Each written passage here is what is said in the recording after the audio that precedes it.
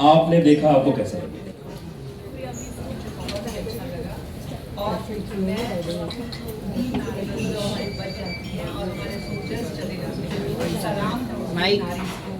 माताओं को उन सबको प्रणाम। Thank you so much ma'am, please अपनी जगह लें। अब मैं बुलाना चाहूंगा स्क्वाड्रन लीडर परवेज जमास जी की फैमिली को, उनकी पत्नी जरीन जमास जी और बेटे रुस्तम जमास जी, प्लीज स्टेज पे आए। मैं चाहूंगा हाल आप प्लीज फेलिसिटेट करें।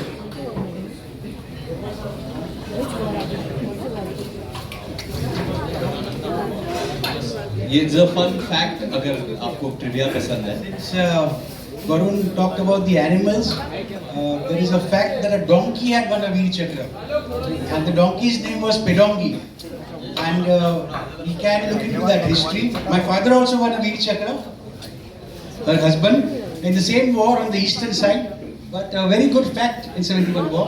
But a very good fact that you brought out about the animals, and look into the donkey Pedongi. Definitely do that.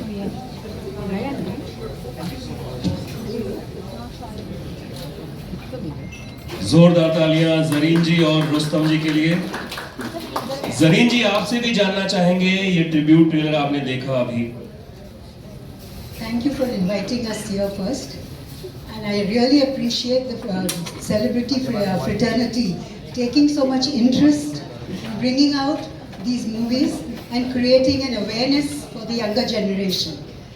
Really motivating, and I think there are many untold stories which still have to be looked up to, and I'm sure your father will look into it and bring out more. As regards, first of all, like he said, I'm Mrs. Zareen Jamasji, proud spouse of Squad Leader Parvez Jamasji, VRC, and he was in the 1971 operations. Though the war was in December, he left in October, and I only saw him on 10th of January 1972.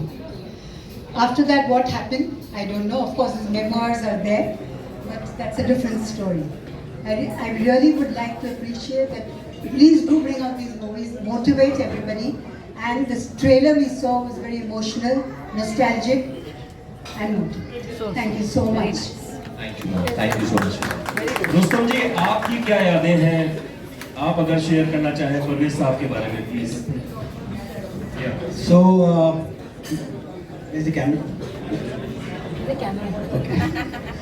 My dad was in the Air Force, but he got the Veer Chakra from the army.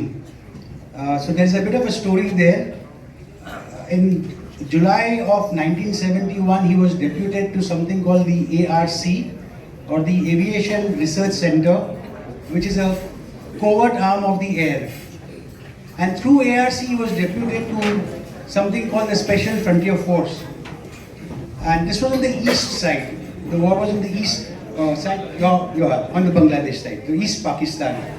And my dad's first ingress into East Pakistan was on 30th October 1971. They were flying the troops of Special Frontier Force. They did this at the Recce in the hills, northeast hills.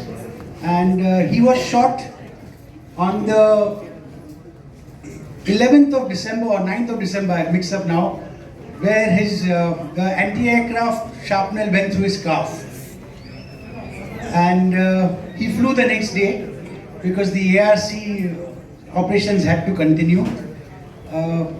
And we are a proud family, and really good of you all guys to bring this history, because in the rat race nobody has the time for this. And as family or a Fauji family, it is very important that we have the support of the civilians during the war. Because when, as Veer Nari herself, Mrs. Dahiya said, that the families have to suffer, and there are Veer Naris who are waiting and not knowing what is happening. At that time when the nation falters, when each civilian says, "Nahi, hame nahi chahiye," there is no war, or that movement gathers, what would be going through the Veer Nari's mind at that time, that my husband is fighting and the nation is not supporting us? And the nation is segmented into two parts. one wants a war sitting in Bombay or Madras for the sake of hum ladenge, but when the bomb falls on his car, he doesn't want the war. So we will be at war, and the bomb will hit your car. And at that time, if you stand resolute, your soldiers are stronger. That's all. Thank you so much, thank you Rustam ji के लिए जोरदार तालियां एनीकोड share करने के लिए। अब मैं बुलाना चाहूंगा नायक दीपचंद जी को, प्लीज जोरदार तालियों से स्वागत करें। मैं चाहूंगा भूषण सर फेलिसिटेट करें नायक दीपचंद जी साहब को। भारत माता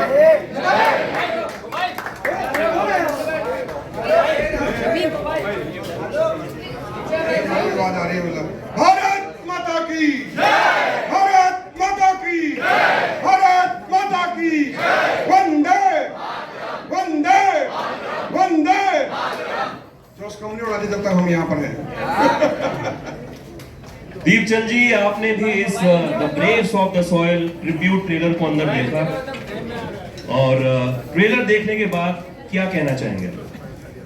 ट्रेलर सर बहुत अच्छा था, मतलब उसके लिए लफ्ज नहीं हमारे पास में।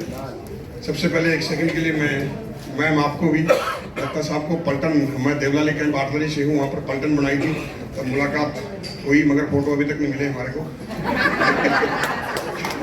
लेकिन जो कहानी आपने बताई, जैसे सर से तो मैं मिल चुका हूँ, जो कारगिल के अंदर में मेरा एक दोस्त था मुकेश कुमार, टाइगर हिल के हम लास्ट लड़ाई लड़ रहे थे, जो आपने गाना अभी बताया तो मेरे को उनकी याद आई, क्योंकि जो सर ने भी बताया कि ऐसे परिवार थे जो दीपक जलते ही रहे हैं। आज भी पीड़ा इसलिए होती है, जब मेरा दोस्त शहीद हुआ तो मेरे इन्हीं हाथों में आखिरी सांस ली। जब भी ऐसी पिक्चरें आते हैं, उस भाई से बढ़कर के दोस्त था, कितने सैनिकों को हमने खो दिया। आज से दैया साहब का परिवार भी बैठा है, कितने सालों बाद उनको फ्रंट पेज पर लाने का आप लोगों ने जो काम किया है, क्योंकि आज भी हम लोग, जैसे अभी सर ने बोला, कितने हम काम कर रहे हैं, मगर जनता तक आज भी आप ही लोग पहुंचाते हैं। हम कसम से बता रहे हैं, आज भी हम जाते हैं तो किसी को नहीं पड़ी हुई कि क्या, लेकिन पर्दे में जब देखते हैं तब एक अलग से उमंग आती है कि चलो इनकी कहानी देखी, सैनिकों का सम्मान होना चाहिए। तो ये पिक्चर पूरा राष्ट्र के लिए समर्पित है। बहुत ही आप लोगों का बहुत योगदान है। मेरे लिए दो शब्द बोलता हूँ कि मैं नायक दीपचंद 1889 मिसाइल रेजिमेंट कारगिल। सबसे पहले तो मेरे खानदान में से कोई फौजी नहीं था। नेताजी सुभाष चंद्र बोस की फोटो को देखा मैंने मात्र 6 साल की उम्र में, तुम मुझे खून दो और मैं तुम्हें आजादी दूंगा। बस वहां से मैंने संकल्प किया कि मैं भी वर्दी पहनूंगा। मतलब तो दृढ़ संकल्प होना चाहिए। बचपन से सपने देखते हैं और वो पूरा हुआ। कारगिल जैसा युद्ध लड़ने का मौका मिला। टाइगर हिल तक लड़ाई लड़ी, तलोलिंग से लेकर, तलोलिंग की पहाड़ी के ऊपर जब लड़ रहे थे तो पूरी तोहफे फायर कर रही थी। हमारी भी आर्टिलरी का एक छोटा हिस्सा है। 120 मोटर AM50 थी। 1889 लाइट रेजिमेंट मेरे रेजिमेंट का नाम था। और हम लोगों ने जब फायरिंग किया तो 12 के 12 तोपों ने फायरिंग किया। जिस तोप के ऊपर मैं था, जब भगवान देता छप्पर फाड़ के देता, वही गाना तलोलिंग के ऊपर हिट हुआ। तो मेरे लिए, मेरे रेजिमेंट के लिए, अपने देश के लिए बहुत शान की बात थी, क्योंकि हम बहुत परेशान हो रहे थे। डाटा वहाँ पर मिल नहीं रहा था, कभी घोड़ा इधर गिर रहा था, कभी उधर गिर रहा था। और वही तलोलिंग के ऊपर मुझे बोला था कि हमें राशन मिले ना मिले सर, अम्युनिशन ज़्यादा से ज़्यादा मिलना चाहिए। तो वहीं मैंने पूछा था कि ऐसा कौन बंदा है जो राशन गिरना, क्योंकि हम राशन गिरना कभी आज तक इतिहास गवाह है, कभी भी कोई आदमी भूखा नहीं मरा, मगर अम्युनिशन के बिना हम कुछ भी नहीं कर सकते थे। और वो सपना क्यों पूरा हुआ, क्योंकि हमने बचपन से ऐसे सपना देखा था। तो आज भी जो आपने खुद ने दोनों ने निभाया है, वो चीज़ें हमने सामने देखा हुआ है। जब हमारे इन्फेंट्री के जवान जब ऊपर चढ़ते थे सर, तो एक पत्थर लुढ़का दिया जाता था, तो 10-10, 15-15 सैनिक सीधे नाले में गिरते थे। और उनकी डेड बॉडियाँ जब हमारे पास से जाती थी ना, तो हमको लगता था हमारा नंबर है। जिस तरह पहले बॉर्डर पिक्चर में दिखा था ना 97 के अंदर आप लोगों ने, वैसे ही मैम अपने साथियों को हमने ऐसे खोए हुए देखा है। जब हम रात को फायरिंग करते थे, कभी 10 बजे, कभी 12 बजे, तो पता चलता था यार 43 वाला 2 जवान शहीद हो गए, हमने ऑन दी स्पॉट। मतलब तो आज भी कारगिल के अंदर कितने गुमनाम की जिंदगी, विक्रम बत्रा का नाम छोड़ के बाकी कितने आदमी हुए, एक आदमी नाम बताइए। 559 जवान शहीद हुए हैं। तो आप लोगों को मैं इसलिए सर बोलता हूँ कि कम से कम आपके माध्यम से हमारे इंडियन आर्मी के अंदर जो गुमशुदा एक हीरोज थे, आज पर्दे पर लेके आ रहे हो, तो उसका श्रेय आप लोगों को मैं बहुत देता हूँ। और मेरे को भी जब ऑपरेशन पराक्रम में चोट लगी थी, मेरा पूरा पेट फटा हुआ है, 17 बोतल मुझे खून की चढ़ी थी। 5% मेरे बचने की चांस थे, मगर जाको राखे साइया मार सके ना कोई। पूरी रात ऑपरेशन चला। डॉक्टर ने बोला था 78 आवर्स का टाइम है, मगर मेरी 12 घंटे बाद ही आँख खुल गई थी। 6.5 फुट हाइट थी सर, और आज 3.5 फुट का हूँ।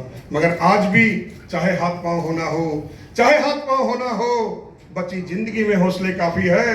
और हमें हैरत से देखने वालों सुन लो, हौसलों में उड़ान अभी बाकी है, हौसलों में उड़ान अभी बाकी है। तो जोश की कमी नहीं होना चाहिए। और मैं पूरी टीम को यही बोलता हूँ सर, जो आपने हमारी आज वीर नारियों को बुलाया, हम लोगों को बुलाया, ये एक रियलिटी में समान है। मैं आज भी मैंने 2 मिनट लेता हूँ, कोई बात नहीं, बार बार मौके नहीं मिलते आप लोग जाने के लिए। ये क्यों बता रहा हूँ आपको मैं, क्योंकि जो आप लोग सब बैठे हो ना, किसी का कमर दर्द, किसी का ये दर्द, तो मेरे को देखकर किसी का दर्द अगर फिर भी दोबारा जग गया ना, तो हमारा जीवन का बेकार है यहाँ पर आना होता है। क्योंकि आज भी डॉक्टर ने सिर्फ यही बोला था कि जो मुझे पाँव दे, आज मैं पहला व्यक्ति हूँ हिंदुस्तान का, नहीं पूरे वर्ल्ड का, जिसको बिना बेल्ट के पाँव पहनता हूँ और इसमें वो फुटबॉल खेलता हूँ। मैं कुकिंग भी बहुत अच्छी करता हूँ, मैं बीवी बच्चों से खुश रखता हूँ। कोई अगर जीवन में परेशान होता है ना, तो बीवी को कैसे खुश रखना है, गर्लफ्रेंड को कैसे रखना है, बच्चों को कैसे रखना है, नहीं सच्चाई, इसमें हंसने की कोई बात नहीं है। माँ बाप को कैसे, पड़ोसी कैसे खुश रखना है, मुझसे पूछिए आप। जिसका पड़ोसी खुश है उसका जीवन सुधर जाएगा, ये ध्यान रखना आप। क्योंकि मैं रियलिटी आपके सामने हूँ। ये तो आप मेरी बीवी से पूछ सकते हो, बोले नहीं बहुत अच्छा, ऐसा पति सबको ना मिले, मेरे को मिले। मतलब मैंने पूछा किसी ने कि ऐसा क्यों, बोला सबको मिलने लग जाएगा तो मैं कहाँ जाऊँगी बोले। तो इसलिए मैं जीवन के अंदर इसलिए बता रहा हूँ कि कभी घबराना नहीं है। मैंने अपना जीवन से एक ट्राई साइकिल से शुरू किया था, ट्राई साइकिल से स्कूटी के ऊपर आया हूँ, और अभी मैं आपकी पूरी टीम को, मैं आपसे भी नोट करता हूँ, मैं कार लेके आया हूँ। आप ये सोचिए कि, और पूरा कार मॉडिफिकेशन है, मैं पूरी टीम को नोट करूँगा, इसके बाद में आप देखिएगा। उस कार को मैं, जब मेरा 25वीं वर्षगांठ था कारगिल का, मैं उस कार को खुद चला के लेके गया। 26 दिन के अंदर मैंने तुर्तुक सेचिन ग्लेशियर 7000 किलोमीटर गाड़ी चलाई उस डिजायर एरिया में भी, चाहे वो 18,000 की हाइट हो या कोई भी। और मेरा अगला टारगेट, अगर आप लोग देखो बहुत पैसे लेते हो, इसमें दिल की बात नहीं, मैं अपनी भावना बता रहा हूँ। अगर आप तीनों चारों जितने भी हैं आप सब सुन रहे हो, अगर आप मेरा सपोर्ट करो तो मेरा सपना है हेलीकॉप्टर चलाने का। तो वो अगर आप चाहो तो जिंदगी पूरा कर सकते हो। मतलब ये देश को समर्पित है, मेरे लिए कुछ नहीं है। मैं चाहता हूँ कि हम सभी आदमी समर्पित कर दें यहाँ पर। चाहे वो बोलते ना, धन धुन सब कुछ इधर जाएगा, कफन के अंदर जेब नहीं रहेगी, चाहे हम कितना कुछ कर लें, मगर जो राष्ट्र के लिए हमने जो काम किया ना, वो हमेशा युगों युगों तक याद रहेगा। ये ध्यान रखना। आज उदाहरण के तौर पर दैया साहब का परिवार बैठा है, सर का परिवार बैठा है, मगर आज वो ऊपर चले गए, मगर आज उनका काम, उनको नमन कर रहे हैं। तो ये हम लोगों ने सबने ध्यान रखना है। और आप लोगों ने जो बखूबी जो उस टास्क को जिया ना सर, तो बहुत आनंद आया जब आप लोगों के हम सीन देखते हैं। सबके पिताजी से मिलने का मौका मिला, सुनील शेट्टी जी से, क्योंकि उन्होंने भैरव सिंह राठौड़ जी का रोल किया था। तो आज इनको भी हम देखें तो कम से कम भाई कुछ, वो बोलते ना कि रघुकुल रीत सदा चले आए, प्राण जाए पर वचन न जाए। इन्होंने रीत परिवार के आगे बढ़ाई कि बॉर्डर 2 में आए। आपका भी धन्यवाद मैडम कि ये परंपरा आप भी सर ऐसी रखिए, जैसे सुनील सर ने जो आगे काम किया। और सनी देओल जी का तो आपको पता ही है, सबको बताने की जरूरत नहीं है। और आप लोगों का जो टीम वर्क है ना, जब मैं आप लोगों को बॉर्डर पे भी आप लोग गए थे, जैसे मैं आपके पुलिस भी सुन रहा था, सबकी भी सुन रहा था, वो चीज़ें क्यों लग रही थी कि आप लोगों ने टीम हमारे आर्मी की तरह काम कर रही है। मतलब भाई किसका क्या काम, हमारे आर्मी उनको ऑर्डर नहीं देता है, 2 घंटे बाद ड्यूटी होनी है, किसने एमुनिशन लेके आना है, किसने राशन लेके आना है। तो आप सोचिए ये पल क्यों था, क्योंकि जब मैं टाइगर हिल से मेरे दोस्त को जब शहादत हो गई थी, जब फायरिंग बहुत ज़्यादा हो रही थी, तो सबको ऑर्डर मिल चुका था कि छुप जाओ, मगर मैं और मेरा दोस्त जंगी मैदान में रुकते रहते थे हर बार। ये बेवकूफ़ी थी, कुछ भी लगाओ, मगर यहीं थे। तो मैं बोला चले, तो वो बोला कि नहीं। मैं दोनों आदमी क्या करेंगे, जैसे हमारे कर्नल साहब बैठे हुए, मैंने बोला जब ऊपर वाले चले गए, हमको ऑर्डर मिल चुका है, हम दोनों क्या कर सकते हैं। तो ये मैं बातें अभी धीरे धीरे बता रहा हूँ। फायरिंग गिर रही है टाइगर हिल की लड़ाई के ऊपर, बिल्कुल नाले के अंदर ऊपर 18,000 की हाइट, ऑक्सीजन की कमी है, और मैं फटाफट बातें हो रही। मैं बोला चलो, बोलता नहीं जाएंगे। वर्डिंग क्या थी, मैंने फिर बोला मत चलो, बोला नहीं जाएंगे, अगर आपको डर लग रहा आप जाएंगे। दोस्ती तकड़ी थी दोनों की। हम बैठे थे, सामने बंदे छुप चुके थे, आवाज हमारे थे छुप जाओ छुप जाओ। चंद सेकंड के बाद उन्होंने बोला चलो चलते हैं। मेरी AK-47 वही तो ऊपर की थी, सीनियर वो था, दोनों लाइसेंस थे। जैसे उसने बोला मैं AK-47 लेके आता हूँ, मैं इधर भागा, वो उधर भागा, और बम गिरे थे। हम जहाँ पर घुस गए, जहाँ पर हमारे पंडित जी कोमती सिंह साहब बैठे हुए थे, अब मानोगे नहीं, 90 आदमी उधर के ऊपर एक पड़े हुए थे, ऑक्सीजन की कमी थी, कोई भी नहीं दम घुटने से वहाँ पर मृत्यु आई। और हमारे कुमोती सिंह साहब उस टाइम बोले थे कि माता रानी को याद करो, श्री रामचंद्र जी को याद करो। हमने बोला गुरु जी किसी को भी याद करो, जो होना हो तो होगा। जब हम नीचे देख रहे, हमारी टैटू कंपनी राशन त्राई बच गई थी। हमने सोचा था कि हाथी तो निकल गया, मगर पूंछ रहेगी, अभी तो हम लोग भी जयराम जी को हो जाएगी, क्योंकि जोश था हमारे अंदर, मगर जोश के साथ होश होना चाहिए। 10 मिनट बाद जब फायरिंग बंद हुई, तो हर बार होता था कि जान माल का क्या नुकसान हो। तो जैसे ही पापा बैटरी उतर गई, क्यों बैटरी, तो हम चलने लगे, तो मांस के टुकड़े ऐसे पड़े। तो हम तो जूनियर थे, मेरा सीनियर था खानराज राणा जी, उन्होंने बोला सर क्या है, बोला कोई पक्षी आ गया हुआ। थोड़ा और आगे बढ़े, एक मांस का टुकड़ा बड़ा मिला। हमने बोला सर ये, बोला यार गीद आ गया होगा। मगर जैसे आगे बढ़े, उसने बोला मुकेश, मेरे दोस्त की यहाँ से गर्दन पूछो, धड़कन चल रही है, ब्लड चल रही है, मगर गर्दन नहीं है। ये देख के राणा सर बैठ के, मेरा तो जिगरी दोस्त था, तो नॉर्मल कोट मैंने पहना हुआ था, वो उसको लगाया, और इन्हीं हाथों में उन्होंने आखिरी सांस ली थी। मतलब उस टाइम बड़ी फीलिंग आई थी कि काश इसकी जगह मैं क्यों लगा, क्योंकि भाई से बढ़ के दोस्त था। आज भी जब आपकी पिक्चर देखते हैं तो उस दोस्त की याद आती है सर मुझको, क्योंकि पूरा परिवार उजड़ जाता है। दोस्त शहीद हो गया, 3 साल बाद उसका पिताजी चला गया सर, और अभी इसी महीने की 14 तारीख को उसका छोटा भाई था वो भी चला गया। तो आप सोचिए परिवार में कोई भी देखने वाला नहीं है। तो इन कहानियों से सर बहुत हौसला भी मिलता है हम लोगों को कि भाई कम से कम हमारे जवानों की याद आती है, उन पल याद आते हैं मतलब। मगर मैंने भी सर कसम खाई थी कि मैं घर में जाऊंगा, मगर जाने नहीं दिया गया। कमांडिंग अफसर ने बोला बेटा एक तोप से चला गया, दूसरा तुम भी चले जाओगे, 2-2 तोप को ऑफ रोड में दिखा सकते हैं। आखिरी टाइगर हिल की लड़ाई चल रही है, जंग में ऐसा नहीं होता है। आपको पता है कि अकेला लड़ेगा तब भी अगर सांस आके सांस तक। तो हमने बोला ठीक है सर। तो सबने भावनाओं से मत भाइए। मुझे खाली परमिशन मिली उसकी पार्थिव शरीर को लेकर के गुमरी मतियान तक ले जाने के लिए। तो मैं 4:30 बजे अपने दोस्त के पार्थिव शरीर को लेकर के गुमरी मतियान से निकला। रात को 2:30 बजे मैं वहाँ पर पहुँचा। अपने दोस्त के जो निशान चेक करने होते निशान चेक किए, अगरबत्ती लगाई, पाँव को हाथ लगा कसम खाई कि दोस्त तेरी शहादत का बदला हम जरूर लेंगे। वापस रुके नहीं, नम आंखों से टाइगर हिल के ऊपर 9:30 बजे पहुंचे। पूरा सन्नाटा छा था, क्योंकि लास्ट टाइम में इतनी ट्रेजेडी हो चुकी थी बाजू की यूनिटों को भी कि हमको इतना पता नहीं था नुकसान हो जाएगा। मगर सेना के अंदर हम लोग रो नहीं सकते हैं, ऐसा कभी कहा नहीं जाता, क्योंकि मायूस नहीं हो सकते हैं। तो हमने उस दिन लड़ाई नहीं लड़ी, उस दिन तैयारी किया और अगले 3 दिन तक भारी फायर सपोर्ट देकर के टाइगर हिल के ऊपर तिरंगा लगा कर अपने दोस्त की शहादत का बदला लिया। तो आज आप लोगों ने जो पिक्चर में मैंने देखा ना, तो वो मुझे वो सीन याद आ गए सर। मतलब इस युद्ध के अंदर हमको 12 गैलेंट्री अवार्ड मिले। मैम 10,000 गोले हमने दुश्मन के ऊपर दागे थे, जो अपने आप में रिकॉर्ड है। तो आज उसी खुशी में हमको कारगिल लिखने का सौभाग्य मिला। और आज अभी जयपुर के अंदर मेरी यूनिट ने भाग भी लिया आर्मी परेड के अंदर। तो आज मेरी यूनिट 1889 मिसाइल रेजिमेंट कारगिल है, जो अपने आज मिसाइल बोलते हो, आज वो मेरी यूनिट है। तो बहुत प्राउड होता है जब आप ऐसे किसी जाते हो। जैसे आपका एक किस्सा देखा तो मेरे एक दोस्त की इसलिए याद आई मेरे को सर, आज वो पल क्यों याद आई इतने दिनों बाद, क्योंकि वो साक्षात हमारे को सीन याद आए कि जब आपने तो सीन किया सर और हमने ऑन ग्राउंड वो काम किया है, तो वो पल एकदम से याद आता है।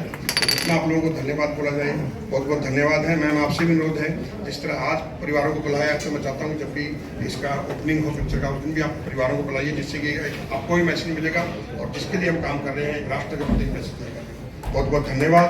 जय हिंद, जय भारत, भारत माता की, भारत माता की, भारत माता की। जय हिंद, जय भारत, जय महाराष्ट्र। नायक दीपचंद जी साहब के लिए जोरदार तालियां।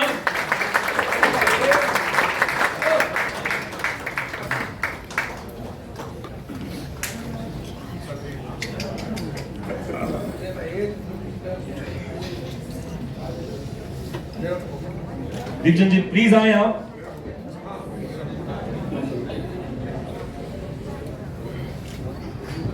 तालियों के साथ